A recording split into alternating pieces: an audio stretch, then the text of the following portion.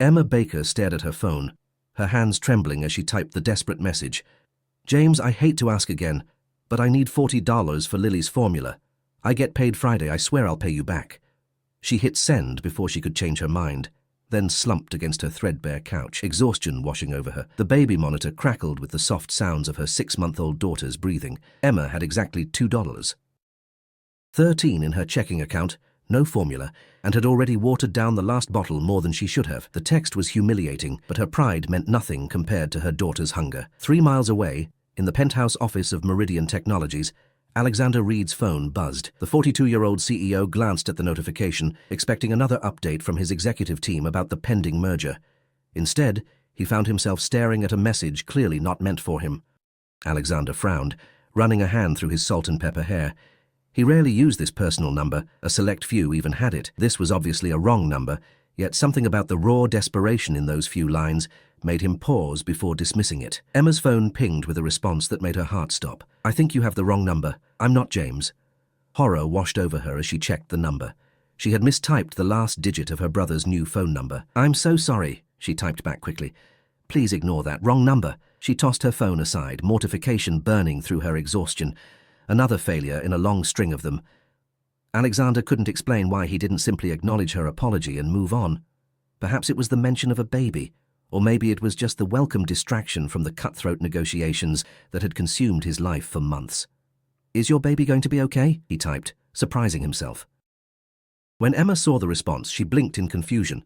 Why would a stranger care? Her first instinct was caution. She'd heard plenty of stories about predators online, but exhaustion and desperation weakened her usual defenses. We'll manage, she replied curtly. Sorry to bother you. I could help, came the immediate response. No strings attached. Emma snorted. In her experience, there were always strings. Thanks, but I don't take money from strangers, she wrote back. Smart policy, Alexander replied. He hesitated, then added, I'm Alex. Now I'm not a stranger. What formula does your baby need? Emma stared at the message, torn between suspicion and a flicker of hope. Why would you help someone you don't know? In his office, Alexander looked out over the city skyline. Why, indeed, his assistant would say he was procrastinating on reviewing the merger documents. His ex-wife would say he was having another impulsive moment. Both would be partially right. Let's just say I've been fortunate. And I remember when I wasn't, he replied. It wasn't the whole truth, but it wasn't a lie either. Emma's exhaustion clouded her judgment. She hadn't slept more than 3 consecutive hours in days. The formula was En Famille Gentlies. Lily had colic, and it was the only brand that didn't make her scream for hours. It was also the most expensive one on the shelf. I don't feel right about this, she typed. What's your Venmo? Alexander asked. Emma hesitated, then sent her username. What did she have to lose? She could always block this person if things got weird. Seconds later, her phone buzzed with a notification. Emma gasped. This Alex hadn't sent $40. He'd sent $400. This is too much, she typed frantically. I can't accept this. Consider it an advance for the next few months, Alexander replied. One less thing to worry about. Tears sprang to Emma's eyes, blurring her vision. She hadn't cried when she'd been laid off from the accounting firm 2 months ago. She hadn't cried when James, her only remaining family, had moved across the country for work, leaving her without her safety net. She hadn't even cried when her landlord had slipped the late notice under her door yesterday. But this unexpected kindness from a complete stranger broke something loose inside her. Thank you, she typed simply, unable to find words adequate for her gratitude. You're welcome, Emma, Alexander replied. Take care of Lily. It wasn't until hours later, as Emma returned from the store with formula and groceries, that she realized something that made her blood run cold. She had never mentioned her daughter's name to this stranger. The next morning, Emma woke to another message from the mysterious Alex. Hope you and Lily had a better night. I have a proposition for you. Emma's guard immediately went up. Here it comes, she thought bitterly, the strings. What kind of proposition? She asked warily. Professional, not personal, came the swift reply. I run a company called Meridian Technologies. We need someone with accounting skills for a short-term project. Your brother James mentioned you were looking for work. Emma nearly dropped her phone. How do you know my brother? How do you know I'm an accountant? Her heart raced as she checked her social media profiles, all set to private. Who was this person? I apologize for the intrusion, Alexander wrote. After our conversation, I was curious. Your number is very similar to James Connors, who works in my HR department. When I mentioned the wrong number text to him this morning, he realized who you must be. He speaks very highly of your accounting skills. Emma sank onto her couch, relief and wariness battling for dominance. It was a reasonable explanation, but still unsettling. So this was all just a coincidence? Completely, Alexander confirmed, but perhaps a fortunate one for both of us. We genuinely need help with a project reconciling some accounts before a merger. It's a 3-month contract with the possibility of permanent placement. Would you be interested in interviewing? Emma's mind raced. It seemed too perfect, too convenient. Yet her brother did indeed work in HR at some tech company. She'd never paid much attention to the details. She'd been sending out resumes for weeks with no response. Could she really afford to turn down this opportunity out of suspicion? I'd be interested in hearing more, she finally replied cautiously, but I'd need flexibility. I have Lily, and childcare is... We offer on-site childcare for employees, Alexander wrote back immediately. And flexible working hours. Come in tomorrow at 10 a.m. I'll tell reception to expect you. As Emma prepared Lily's morning bottle, she couldn't shake the feeling that something about this situation wasn't adding up. The coincidence seemed too perfect, the timing too convenient. But with her savings depleted and rent due, did she really have the luxury of looking this gift horse in the mouth? What she didn't know was that across town, Alexander Reed was having second thoughts about his impulsive decision, wondering if he'd overstepped boundaries in a way that would come back to haunt them both. The Meridian Technologies headquarters loomed above Emma like a gleaming monolith of glass and steel.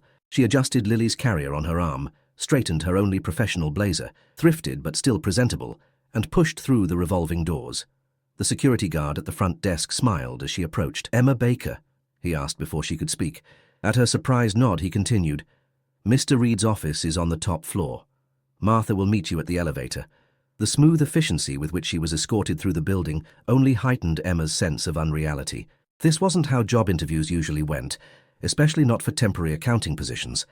An elegant woman in her 50s met her as promised and led her not to a conference room or HR office, but directly to a corner suite with views that made Emma momentarily forget her anxiety. "He'll be with you shortly," Martha said, gesturing to a sitting area. "Can I get you anything? Coffee, water?" "Water would be nice, thank you," Emma replied, settling Lily's carrier on the soft leather couch beside her. The baby was mercifully asleep, exhausted from the morning's preparations. Emma used the moment alone to take in her surroundings. The office was surprisingly warm for a CEO's lair. Bookshelves lined one wall, and family photos dotted the desk. A guitar stood in one corner, incongruous against the backdrop of corporate success. "She looks peaceful," came a deep voice from the doorway. Emma turned to find a tall man watching her with keen interest. His expensive suit couldn't hide the athletic build beneath, and laugh lines around his eyes softened what might otherwise have been an intimidating presence. This, she realized with a jolt, was Alexander Reed, the stranger who had sent her $400 for baby formula. "Mr. Reed," she said, standing quickly. "Thank you for seeing me." "Alex, please," he corrected, moving forward to shake her hand. His grip was firm but brief. "And thank you for coming in on such short notice." There was an awkward pause as they both seemed to acknowledge the strange circumstances that had brought them together. "I should explain yesterday's texts," he said finally, taking a seat across from her. "I don't make a habit of sending money to wrong numbers. And I don't make a habit of accepting it," Emma countered, finding her voice. "I'm still not entirely comfortable with how this all happened." Alex nodded, respecting her directness. "Fair enough. The truth is, your message came at a particular moment. Yesterday was the anniversary of my daughter's death." Emma's breath caught. "I'm so sorry." "Charlotte would have been 8, he continued, his eyes drifting to Lily. "Leukemia. She fought for 3 years. Emma instinctively reached for Lily's carrier, a protective gesture that didn't go unnoticed. "When I got your text about needing formula," Alex said, "it felt like, I don't know, a chance to help someone the way I couldn't help her." The explanation disarmed Emma. The suspicion she'd been nursing, that this was some elaborate setup, or worse, that he expected something inappropriate in return for his help, began to dissolve. "And the job?" she asked cautiously. "Completely legitimate," he assured her. "The connection with your brother was coincidental, but when I mentioned the wrong number story to the HR team this morning, James recognized the situation immediately. He's been worried about you." Emma felt a flush of embarrassment. "James doesn't know how bad things got. I didn't want him to worry when he's just getting established himself." "Family pride," Alex noted with understanding. "I know something about that too." He handed her a folder. "These are the details of the position. 3 months, full benefits, competitive salary. We're preparing for a merger and need someone to reconcile some discrepancies in our financial records." Emma scanned the documents, her accounting background immediately spotting the considerable salary, more than she'd made at her previous job. "This is very generous for a temporary position." "We pay for quality," Alex replied simply. "James showed me your resume." 2 years at Deloitte, top of your class at Georgetown. You're overqualified, if anything. Martha returned with water and coffee, providing Emma a moment to collect her thoughts. The job was real. The salary would solve her immediate financial crisis, but something still nagged at her. Why didn't you just tell me who you were from the beginning? She asked after Martha left. In the texts. Alex sipped his coffee, considering. Would you have believed me? Hi, I'm a CEO. Let me help you? Probably not, Emma admitted. And then there's the fact that this is rather unorthodox, he added. The board would have questions about me personally reaching out to a candidate. Lily stirred in her carrier, making small noises that Emma recognized as the prelude to a full-blown hunger cry. With practiced movements, she lifted the baby and reached for the diaper bag. May I? Alex asked, gesturing to the door near his desk. There's a small kitchenette through there, more private. Emma nodded gratefully and slipped into what turned out to be a well-appointed private break room. As she prepared Lily's bottle, her mind raced through her options. The job seemed legitimate. The company was reputable. She'd looked it up on her phone during the subway ride. And yet the circumstances remained strange enough to give her pause. When she returned, Alex was on the phone, his voice low and tense. I don't care what Patterson thinks. We're not selling that division. Because I gave my word to those employees, that's why. He caught sight of Emma and quickly ended the call. Sorry about that. Merger negotiations are always tense. Emma settled back on the couch with Lily in her arms.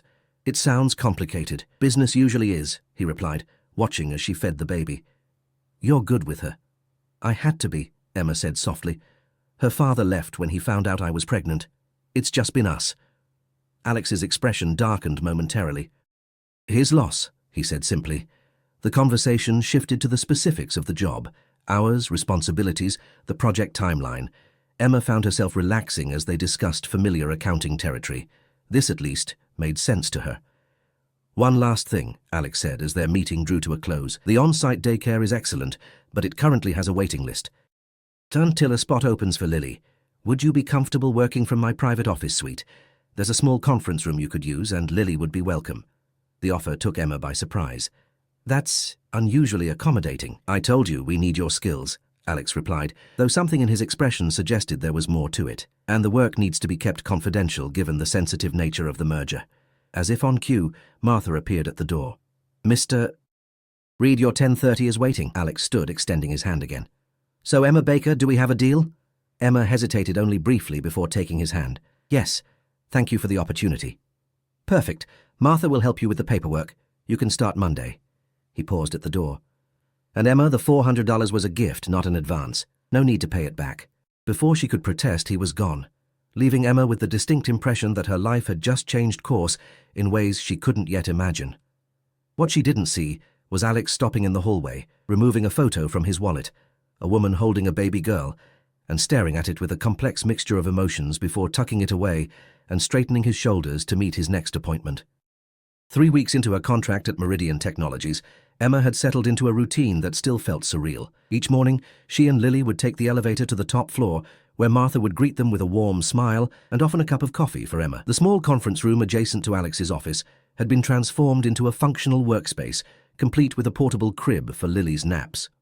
The financial reconciliation project was challenging, but engaging. Exactly the kind of work Emma had excelled at before Lily's birth had derailed her career plans. The discrepancies she'd been hired to investigate were subtle but significant, consistent patterns of small financial aberrations that individually meant little but collectively suggested something more troubling. These numbers don't add up, Emma murmured to herself, comparing spreadsheets on her dual monitors. Lily babbled happily from her playmat on the floor, entertained by the colorful toys Martha had mysteriously produced on Emma's second day. A soft knock interrupted her concentration. Alex stood at the door, his tie loosened, looking more tired than she'd seen him before. Making progress? He asked, entering and immediately crouching down to greet Lily, who squealed in delight at the attention.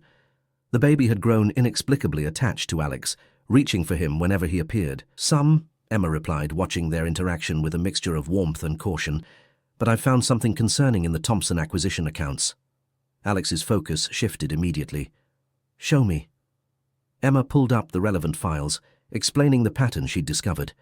These variances are too consistent to be accidental.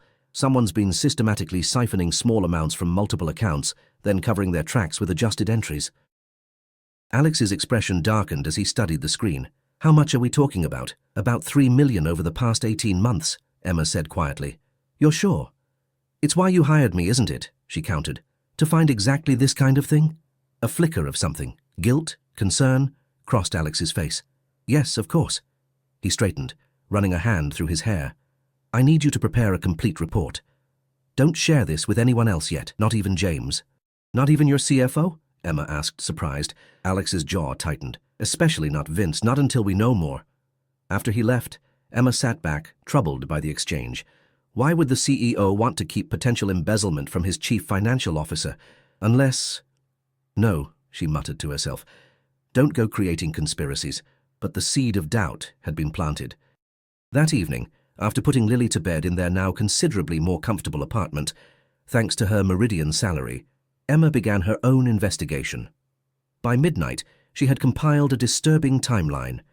The financial discrepancies had begun shortly after Vincent Harmon had been appointed CFO, following the unexpected resignation of his predecessor. The next morning, Emma arrived earlier than usual, determined to speak with Alex before the day's meetings began. She found his office dark, which was unusual. He typically arrived before everyone else. A text notification lit up her phone. Emergency board meeting. Use the time to finish your report. We'll talk later, A. The vague message did nothing to ease Emma's growing unease. She settled Lily in her play area and dove back into the financial records, expanding her search parameters. By lunchtime, her suspicions had solidified into certainty. Someone high up in Meridian was systematically embezzling funds, and the pattern suggested intimate knowledge of the company's financial oversight systems. Emma was so engrossed in her work that she didn't notice Vincent Harmon until he was standing in her doorway, his imposing figure blocking the light. Ms. Baker, he said smoothly. Hard at work, I see. Emma instinctively minimized her screen. Mr. Harmon, can I help you? The CFO's smile didn't reach his eyes. I understand you've been working on some special project for Alex. Curious that he didn't involve the finance department. Just some reconciliation for the merger, Emma replied vaguely, her heart racing. Nothing exciting. Vincent stepped further into the room, glancing at Lily, who watched him with solemn eyes. Convenient arrangement you have here. Private office, bringing your child to work. Alex must think very highly of your… skills. The insinuation was clear and made Emma's cheeks burn with indignation. Mr. Reed values efficiency, she said stiffly, and I found several issues that needed addressing. I'm sure you have, Vincent replied, his tone making it clear he believed something entirely different was going on. Just remember, Ms. Baker, Meridian was doing fine before you arrived, and it will continue long after your temporary position ends. After he left, Emma sat shaking, both angry and frightened. The confrontation confirmed her suspicions that Vincent saw her as a threat, but it also suggested something worse, that others in the company might perceive her special arrangement with Alex as something inappropriate. She was still processing the encounter when her phone rang with an unfamiliar number. Emma Baker speaking, she answered professionally. Ms. Baker, this is Detective Russo with the Financial Crimes Division. The woman's voice was brisk and official. I understand you're currently employed at Meridian Technologies. Emma's blood ran cold. Yes, that's correct. We're investigating some irregularities in Meridian's accounts. I'd like to ask you a few questions. I'm not sure what I can tell you, Emma stammered, looking anxiously toward Lily. Perhaps we should continue this conversation at our office, the detective suggested. This afternoon, if possible. By the time Alex finally returned from his meeting at 3 o'clock, Emma was nearly frantic. She immediately pulled him into his office, closing the door. The police called me, she blurted out. Financial Crimes Division. They want me to come in for questioning. And Vincent Harmon was here acting suspicious about what I'm working on. Alex's face paled. Damn it, he muttered. This is happening faster than I expected. He paced the length of his office, then turned to her with unexpected intensity. Emma, I need to tell you something, and I need you to trust me. Trust you? She echoed incredulously. Alex, what's going on? Am I being set up for something? No, he said firmly. The opposite. I need to show you something. He unlocked a drawer in his desk and pulled out a thick file. I haven't been entirely honest with you about why I hired you. Emma felt the floor shift beneath her. What do you mean? You weren't randomly assigned to me through a wrong number, Alex said, his voice low and urgent. I've been investigating internal theft at Meridian for months. We needed someone from outside the company, someone with no connections to the executive team. So you, targeted me? Emma felt sick. Your brother mentioned you months ago, your skills, your situation. When we needed someone trustworthy, I remembered. Alex looked genuinely regretful. The wrong number text was genuine. That part was coincidence. But once I realized who you were, I saw an opportunity.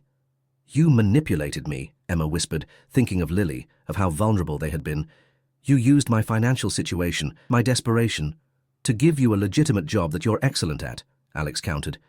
Yes, I had ulterior motives for hiring you, but not the kind you're thinking. I'm working with the FBI on this, Emma. Vincent Harmon isn't just embezzling. He's laundering money through our international divisions.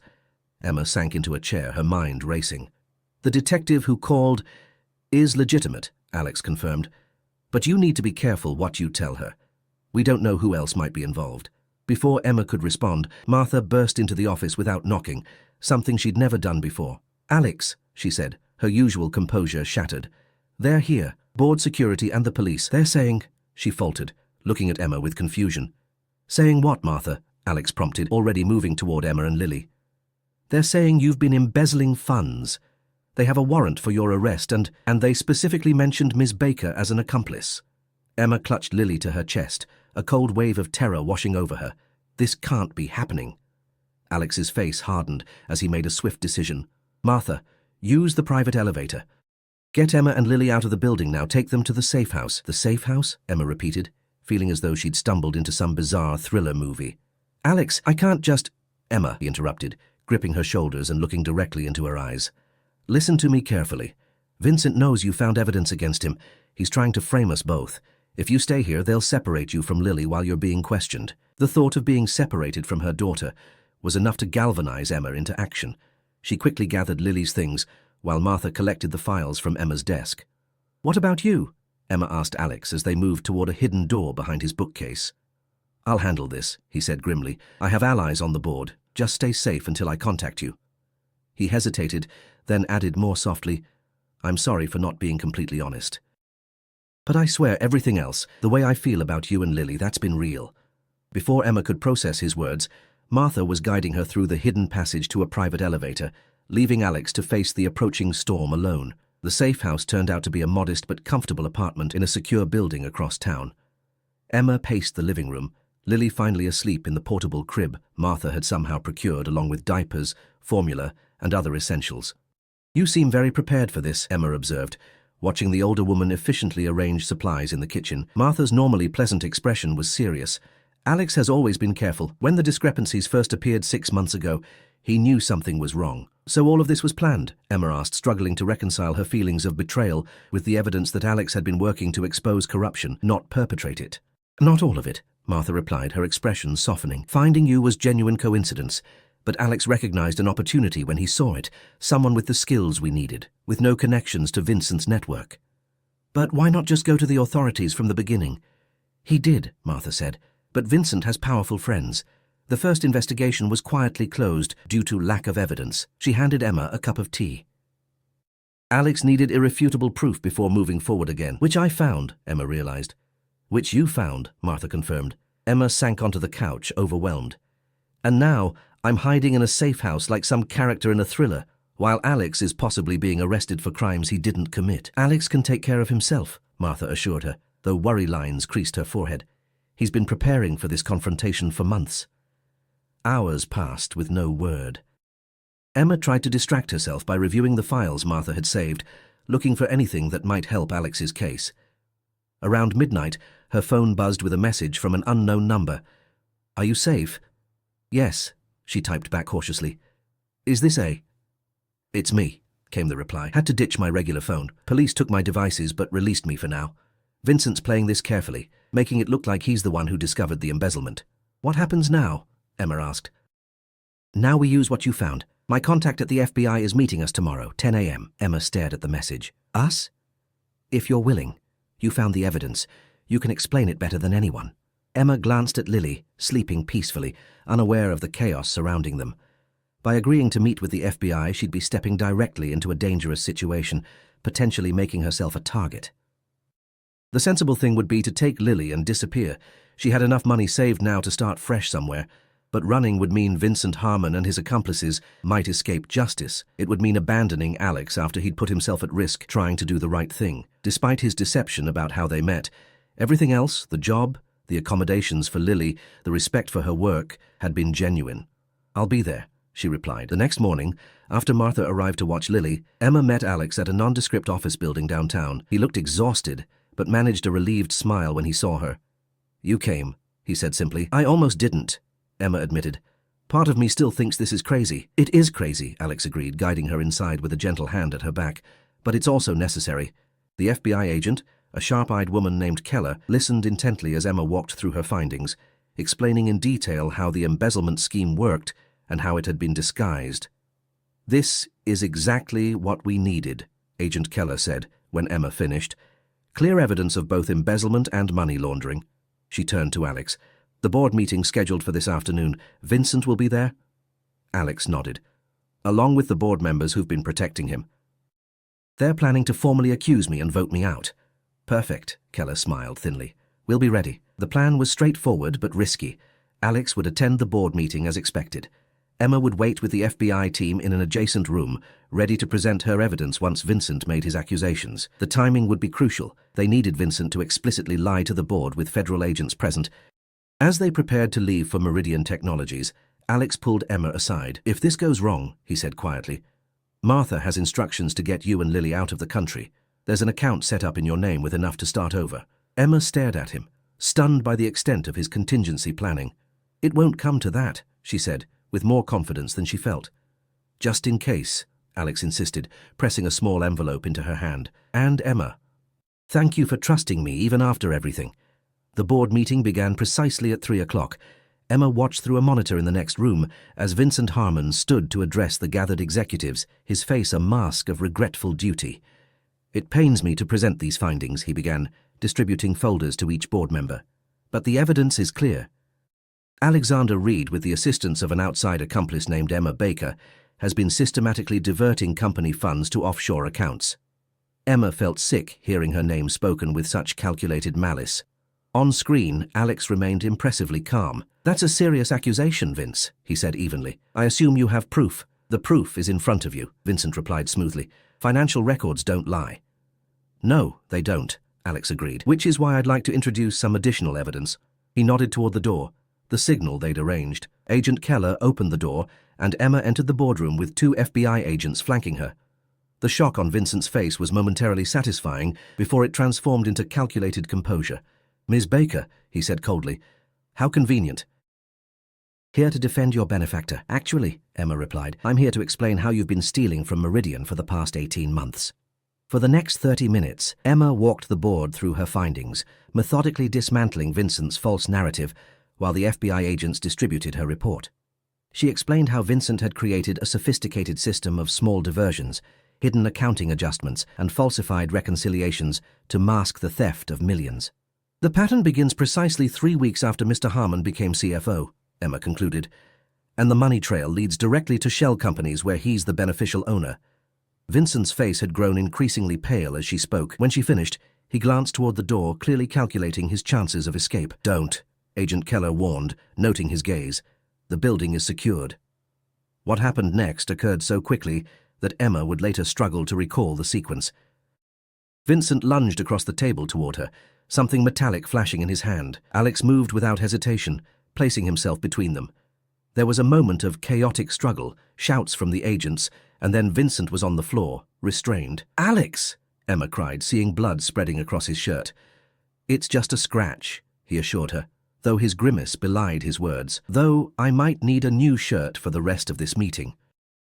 3 hours later, after Vincent and 2 board members had been taken into custody, after statements had been given and wounds treated, Emma sat with Alex in his office.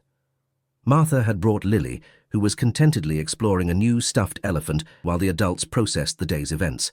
"So what happens now?" Emma asked, watching Alex gingerly adjust the bandage on his arm.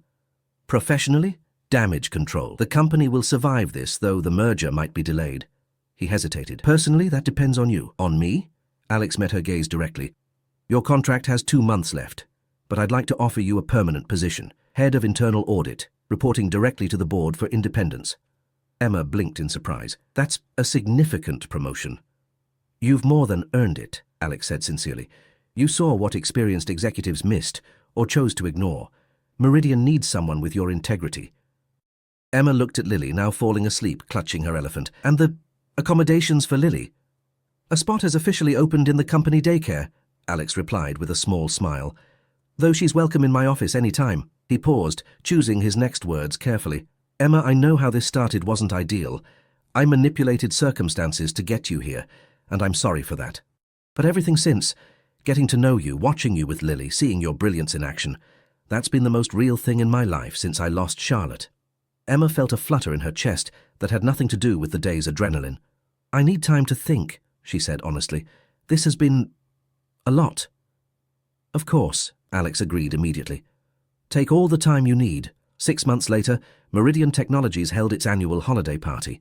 Emma, now established in her role as head of internal audit, watched with pride as her team received recognition for implementing new financial safeguards. Lily, now walking unsteadily, toddled between Emma and Alex, who had long since moved beyond being just her boss. Ready for the announcement? Alex whispered, taking her hand. Emma nodded, feeling the weight of the engagement ring still new on her finger. They had taken things slowly, building trust deliberately after their unusual beginning. The board already knew about their relationship. Transparency had become Emma's watchword in both her professional and personal life. As Alex called for attention and shared their news with the gathered employees, Emma reflected on the text message that had started it all, a desperate plea sent to a wrong number that had somehow found exactly the right person. Though she still teased Alex about his knight in shining armor complex, she couldn't deny that sometimes the most unlikely beginnings led to the most perfect endings. Later that night, as she tucked Lily into bed in their new home, the three of them together at last, Emma whispered a truth that still amazed her. Sometimes the mistakes we think will break us are actually pointing us toward where we're meant to be.